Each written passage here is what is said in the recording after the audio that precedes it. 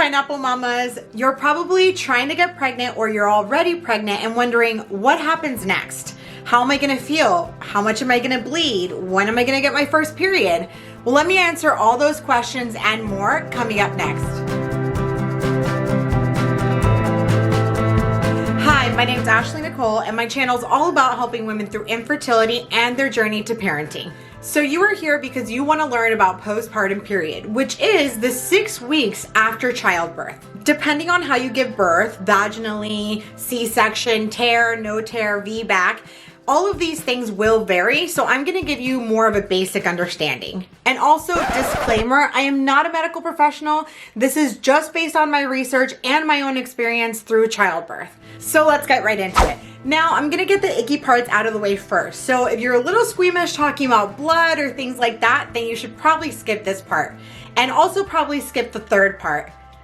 Better yet, probably don't watch this video because I'm gonna be honest, childbirth is no joke. So now that you know that, let's go. So one thing that's not going to vary regardless of how you deliver vaginally or C-section is you will bleed afterwards. This is actually called lochia. Lochia is the extra blood and tissue that was nourishing your baby. Bleeding time does vary, but basically within the first 3 to 10 days, it's going to be heavier and then it's going to substantially get lighter as you progress. Some women bleed all throughout the 6 weeks. Some women only bleed 4 to 6 weeks. And sometimes you can even bleed on and off, not consistently. And yes, it also happens if you have a C-section. So you get the joy of going through surgery and also bleeding for about 6 weeks afterwards. A couple things that you should watch out for with the bleeding. First off, you shouldn't bleed through a pad within an hour for 2 hours. That means that it's possible that the placenta wasn't fully delivered and you will have to get checked. The other thing is you should also watch out for any foul-smelling odors because this could indicate infection. Physician will go over these things with you, but these two major ones do warrant a call to your doctor right away. Also, I highly recommend the Always Boutique underwear. These guys are really going to get you out of a bind. They are so comfortable, they're super soft, and I mean, they're kind of cute, I guess.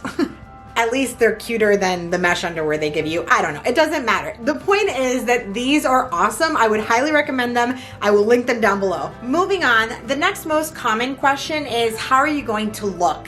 And it does take the uterus usually about 9 months to fully expand, so it's not gonna be super quick to contract. It's gonna take some time. You're gonna still look about 6 to 7 months pregnant with a little bit of a squishy belly for a while, and you might feel a little bit like the Pillsbury Doughboy, but honestly, it's just all part of the recovery. So give your body some time to heal. It'll eventually mostly go back to normal. I say mostly because we do have a little bit of extra stretch at the end of the day, but this is just your new mom bod that you should be super proud of. Speaking of your uterus getting smaller, I wish somebody would have told me this, but you are going to get postpartum contractions. I know, you're probably like, really, Ashley? You're telling me that I have to suffer through labor and then I'm also going to get contractions after I give birth? Unfortunately, yes. The reason why this happens is because your uterus is trying to go from a really large size back to its normal size. And it is a little bit painful along the way. They do go on and off and they only last for a few days.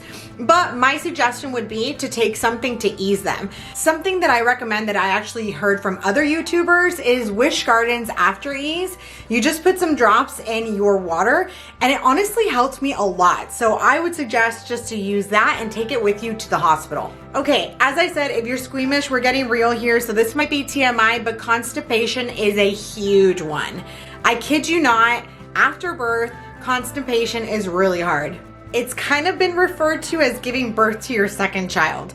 I know that's gross and it sounds horrible, but the reason why I'm explaining this is because it can be really hard on your body to pass that first bowel movement. As your baby is going through the canal, it can damage your rectum, making it a little bit harder for those muscles to contract and for you to pass a bowel movement. So at the hospital, they give you stool softeners. I recommend you definitely take the stool softeners at the hospital and then also take some at home. I bought some Colace to have at home, so that's a great brand to use. use. The other thing that helped me was to use a Squatty Potty. Now, this position isn't ideal for everybody. I did have a second-degree tear, so it wasn't always as comfortable.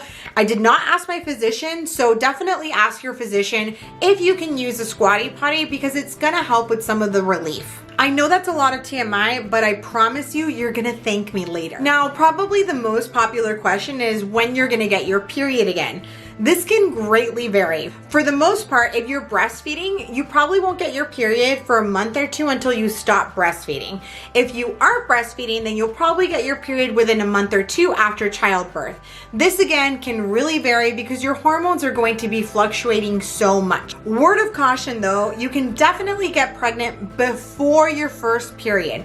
The reason is because the egg actually has to release and then not get implanted in order for you to get your period.